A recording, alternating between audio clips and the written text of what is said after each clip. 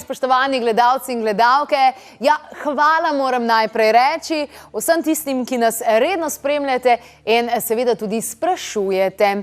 Zdaj, v zadnjem času, ko je zunaj malce bolj mrzlo, smo dobili en kup takih in drugačnih vaših vprašanj, ki so vezane na ogrevanju. No, Jernej in Tina sta takole zapisala, da sta bila z ženo pred kratkim na enem sejmu in da bi rada malo prehranila pri ogrevanju, zato se zanimata, kje, kaj, zakaj, na kakšen način. In sta napisala, klepet ob kavi, pomagajte nama in povejte, katera varianta je zares najbolj ekonomična, ker sta ugotovila, da pa na sejmu, pa na vsakem štantu so pravzaprav povedali, da imajo pa oni zihar najboljšo varianto, pa zihar najcenejšo varianto, pa zihar najbolj prihraniš in zato sta se seveda odločila, da se obrnete na nas. Mi pa smo seveda raziskovali, sej zato pa smo, da raziskujemo za vas in ker to ni bilo edino vprašanje, ampak še mnogo več vprašanj, ki so torej vezane na samo ogrevanje, sem se odločila, da na en tak klepet, orang klepet, povabim Aleša Babiča. Poznate ga že verjetno v naši oddaji, je bil tudi takrat, ko smo malce govorili o njegovemu dobremu delu in sicer je brezplačno delil knjige Zakaj smo brez denarja in je tudi strokovnjak na temu področju, tako da lepo pozdravljen, dobrodošel. Zdravo. Ja, sej, jaz tudi hodim po sejmih, a pa veš, da res čisto vsi rečejo, da oni imajo pa ta boljšo zadevo. Ja, to je čisto normalno. V bistvu prihajajo novejše tehnologije. Jaz v bistvu 13 let nazaj sem bil zelo velik zagovornik topotne črpalke, ampak ker je trend naprej, tudi spreminja se in če si v bistvu dovolj odprt, da nimaš nekega prevelikega ega, si odprt za nove stvari. In pol prihajajo nove stvari, recimo to pa zaradi tega, recimo zdaj v bistvu vedno bolj popularno IR paneli. IR paneli zakaj? Zaradi, ker investicija je veliko nižja, potem ni nobenih težav, ni nobenega vzdrževanja, potem življenjska doba veliko daljša, poraba je le malenkost višja, topotne črpalke, ampak če gledamo celoto na daljše obdobje, so paneli glede na svoje denarnice, temu rečem svoje danske prihranke, najbolj ekonomična stvar. Zdaj, jaz sem malce raziskovala, tudi spraševala ljudi na minulem sejmu in moram reči, da večina ljudi ima še vedno na olje in se blazno zaveda, da je to daleč od ekonomične in dobre rešitve. In potem razmišljajo, ali toplotna črpalka, ali peleti, ali pa IR paneli. Kaj bi se ti odločil? Definitivno IR paneli. IR paneli. Koliko razlogov mi lahko našteješ za? Razloge je veliko, vedno več jih najdeš še čas. Po moje definitivno okoli 15.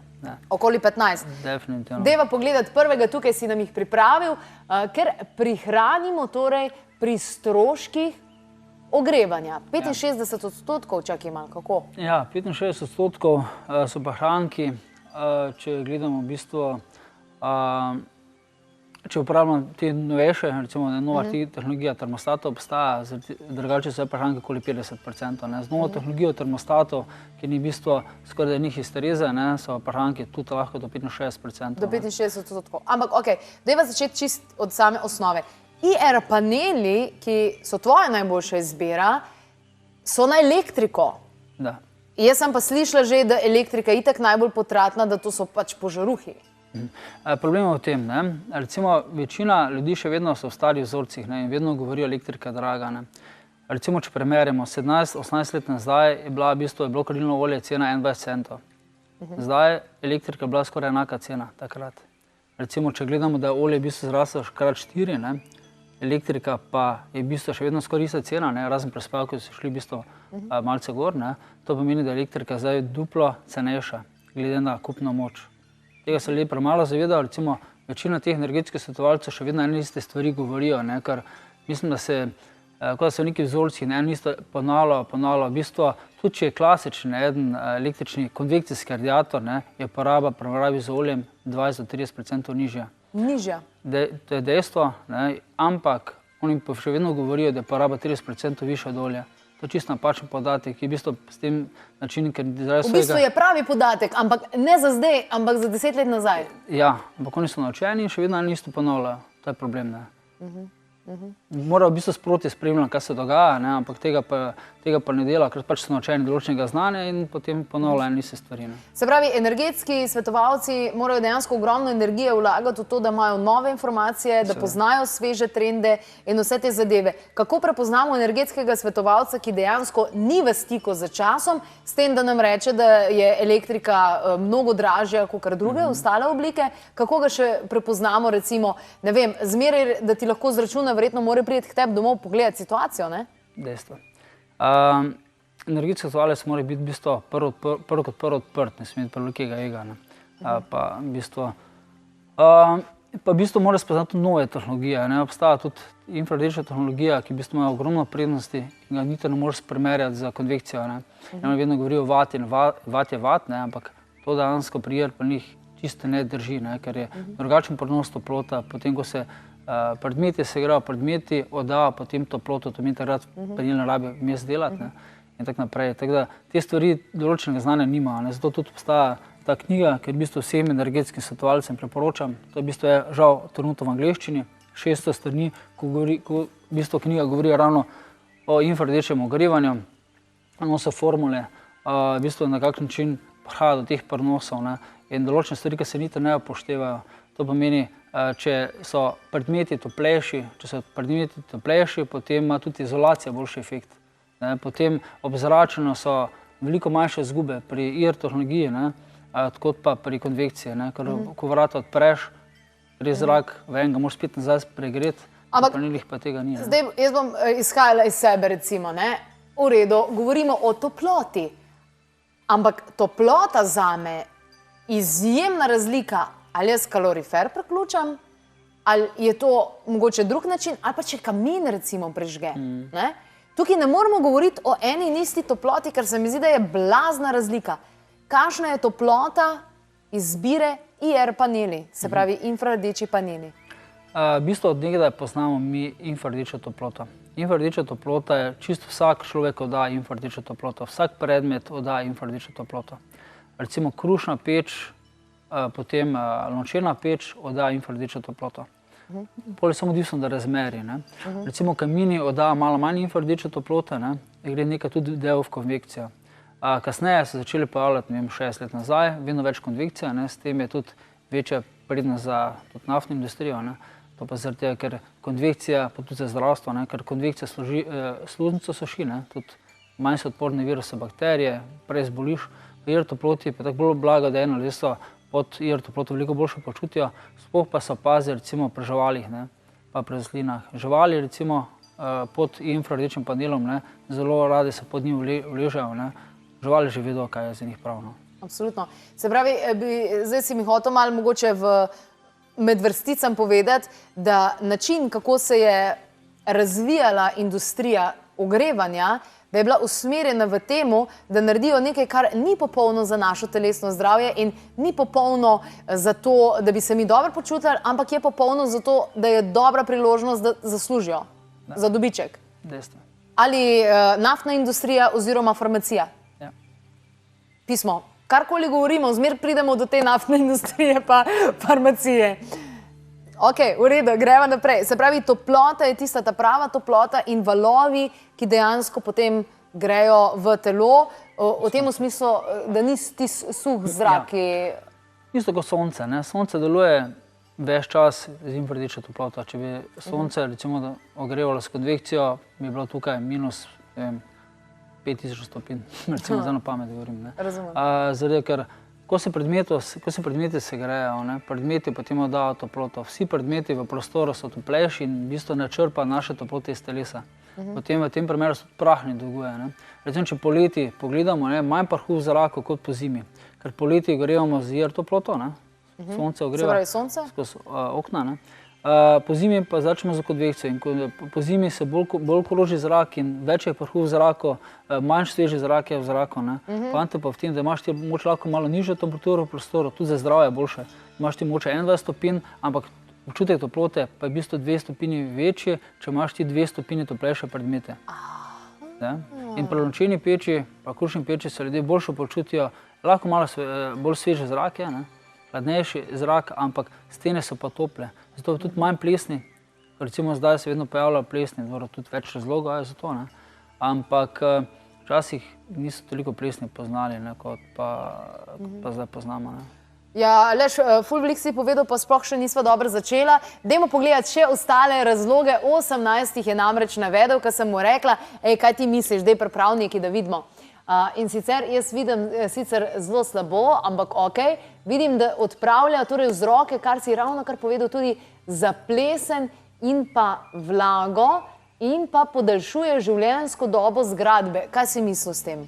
Kar logično, ne? Če so predmeti toplejši, avtomatsko ima življenjska doba stavbe daljša, zaradi ker ni plesne, ni vlage. Ne? In tudi recimo samo UNESCO priporoča za cerkve, priporoča IR toploto. A res? Ja. Za cerkve? Za cerkve, ne. To pa zaradi tega, ker takrat stene, recimo tudi na orgle vpliva, recimo vlaga, ne, je slabša od konvekcije, recimo tudi konvekcija ravno tista, ne, kar potem življenjska doba. Zato pa je problem, ne? Recimo pri cerkve se v bistvu dostikrat ne ogrevajo, ne? Včasih je celo boljše, ko pa se ogreva na konvekcijo. Ne? Pa je že kakšna cerkev v Sloveniji z IR ogrevanjem? Ja, več cerkev že je. Eni so v bistvu paneli, ki se dajo pod klop in je zelo učinek 15 minut, da se gre klop celotna, ne? Pa še v bistvu in je ljudem veliko toplejše. To je v bistvu najbolj razvito v Avstriji, ne? V Avstriji ima veliko cerkev pod klopjo, imajo panele. Se pravi, IR paneli, zdaj dobimo malo širšo sliko, deluje na takšen način, da ogreva predmete, ki so v prostoru in hkrati nas. Ja, in potem v bistvu predmete oddajo toploto. In v bistvu panel deluje na ta način, deluje, ne vem, 15 minut, ko se segreje predmete, potem predmete oddajo toploto in panel veliko časa potem izklopljen. Tako da v bistvu na dan delajo paneli nekje poprečju 4 do 6 ur na dan. Nič več, ne. On se vklaplja, pa izklaplja. In tudi zaradi tega, ne, ker zdržuješ temperaturo sten, lahko z manjšo močjo dvigneš temperaturo, ne, ker so stene toplejše. Zaradi tega tudi je potrebno včasih manj moči panelov v prostoru. 4 do 6 stopinj. Ur na dan. Ur na dan. Odlično. Dajmo še pogledati, kakšen razlog, ki si ga navedel med temi 18 razlogi. Se pravi, vzdrževanje, ja, to smo že omenili. Elektrika je, glede na dolgi rok, ja, to me zanima recimo, ne? Na dolgi rok elektrika in sama cena elektrike, je to bolj stabilna zadeva, kot recimo, ne vem, olje in vse ostale stvari? Čisto logično. Elektriko lahko pridobivamo iz različnih virov, ne? Od sončne, geotermalne, do fuzije in tako naprej. Hidroelektrarne, ne, recimo. Kaj je problem drugih sistemov, ne, ogrevanja v bistvu nafte pa plina, ne, tam smo v bistvu odvisni od drugih držav in potem, ko smo odvisni od drugih držav, tudi cena temu lahko raste, ne. Zdaj pa recimo Slovenija lahko sama proizvede elektriko in smo lahko bolj neodvisni, ne. Res, da zdaj recimo elektriko lahko premokuje, ne, ampak da se pa pridobiti. Recimo v Nemčiji, ne, so celo bilo toliko viška elektrike v nedeljo, da so takrat celo plačevali ljudem, to je bilo tudi v časopisu, mislim na Financah, so celo plačevali za to, da so lahko uporabljali. Ampak to še zdaj v tem nismo še tako daleč, da bi do tega prišlo, ne. Ampak tako recimo po noči, ne, je veliko več energije proste, ne, zato je tudi cenejša elektrika po noči. S paneli tudi lahko po noči malo akumuliraš, če imaš dobro izolacijo, ne, pa potem čez dan se stene toplejše, do večera se v bistvu paneli sploh ne sklopijo. Če v bistvu dovolj se greš na malo višjo temperaturo. To v bistvu bolj mišljeno pri nizkoenergijski hiši, ne, ali pa pri pasivni.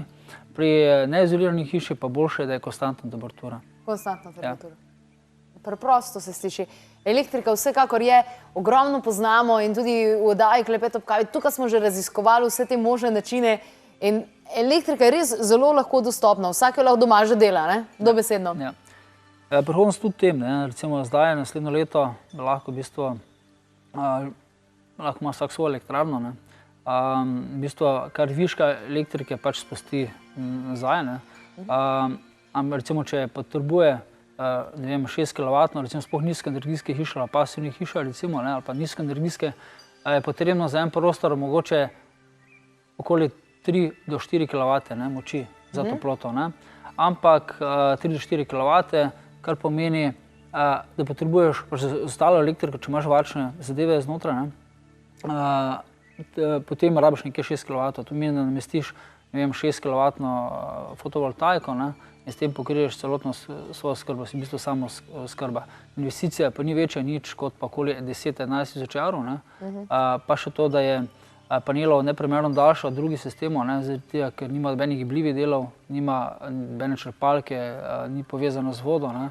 Če se pa že kaj zgodi s kakšnim panelom, ne, pa se samo tisti panel menja, ne. Ni potrebno, bi lahko vsako sobo posebej inštaliraš, to meni. Panel je kakor nove sorte radiator. Ja, ampak je v bistvu v panelu čisto vse. Torej, znotraj ni potrebno, ne vem, še imeti neke cevi, da jo pripelješ, ampak samo elektriko, ne rabiš nobene kotlovnice, ne rabiš nobenega dimnika, samo panel, pa termostat, ogrejiš v eno sobo, mogoče na začetku samo kopalnico, potem dogruješ, mislim, kasneje, ne, se prvo odločiš, poskusiš v kuhinji, potem kasneje v kopalnici ali pa dnevni sobi, ne. Ampak res pa je, da največji efekt panelov dosežejo ravno takrat, ko so vse prostori segreti, ker potem ni zunanjih sten, ne, v bistvu znotraj teh sob, ne. Imam tih zunanjih sten, ker panel, ko ogreva steno, ne, potem v sosednji sobi ogreva spet to steno, so oba dva posledično manj oklapljata. In je poraba 35% nižja, kot pa nekdo, ne vem, ogreva samo eno sobo. Pa še večji efekt doseže, pa boljše ugodje. Se pravi, IR panel ima dejansko vse, se pravi nobenega vrtanja v hišo, razkopavanja stvari, napeljevanja cevi in vsega tega, to je zgodovina. In kam potem panel dejansko daš, kam ga pozicioniraš, ne vem, tam, kjer so radiatorji, ali se lahko hecaš kaj še drugam kam? Pri panelih je obvezno, da pride domov en strokovnjak za IR panele, za IR ogrevanje, ker ni prav, da se kar ljudje postavijo kar panel na neko steno, recimo zunanjo steno, ki je v bistvu ogreva notranji prostor, je okej, ne, ampak ni pravilno, če je predolga razdalja. Ali pa recimo večji problem je, ker se nekdo da panel na notranjo steno, pa ogreva proti oknu, ne, tam se tudi gube, ne. Panel mora biti pač na pravilnem mestu, to meni tam, ko je pohodni del, ne, in prava moč panela. Če je premala moč panela, je lahko pač čisto uporabnik zelo nezadovoljen, ker panel bo delal ves čas, bo se igral na 21-22 stopinj, ampak delal 14 ur na dan. Zato je pač potrebno, da vedno pride na dom nek strokovnjak in se pogleda prostore, ne kar na pamet kupovati, ne vem, kar v določeni trgovini, kar kupiti, priti domov, pa kar sam zmontirati, no. Panel ima največji efekt dosežejo, če je na stropu. Če je na stropu? Na stropu. Se pravi, nimaš nobenih radiatorjev, pa nič lahko še na stropu? Na stropu. To se pa sploh ne opazi potem? Ne, lahko tudi pod panelom se da potem kakšna LED svetila. Ali pa lahko se pobarva, ne vem, kakšen želi stranka barve. Če pa na steni, pa lahko panel kot slika, ne. Bilo katera slika, ne vem, lahko abstraktna, lahko družinska, lahko narava, lahko je, ne vem, neke črna bela tehnika, ne vem, lahko se da 2-3 panele skupaj, recimo, ampak mora biti pač na pravilnem mestu postavljeno, ampak slike bolj pridejo poštejo v kakšni nizkoenergetski gradnji, v kakšni pasivni gradnji. Pri neizoliranih hišah je definitivno boljše, da panel na stropu, ker so manjše izgube. Ker tam pri nizkoenergetski ali boš porabil na leto, ne vem, 350 € za 130 kvadratov, ali boš porabil potem 380 €, tam ni takšne razlike, no. Tam ni problem, če je panel na steni. No, evo, to mi je pa zdaj že bolj všeč. Zdaj bi pa gradila hišo, se mi zdi pa zdaj pa malo bolj simpel, ne? Ogrevanje, ni panike. En orang panel za špeglom ali pa za kakšno sliko, pa v bistvu greje pa še lepo zgleda. Ja. Odlično. Najlepša hvala za tale pogovor, ker pa so tele zadeve nadvse aktualne in zanimive. Ne zamudite nadaljevanja, vaše vprašanje glede ogrevanja pričakujemo in naslednji ponedeljek se z Alešom spet podava v tale pogovor, kar se tiče torej nove tehnologije, ki jo nudi ta naš svet, ne, in sicer ravno na področju ogrevanja. Zakaj? Zato, da bi prihranili, pa ne samo tisto, kar je v denarnici, ampak tudi tisto, kar je resnično pomembno, in to je naše zdravje. Torej, ne zamudite nadaljevanja prihodnji ponedeljek.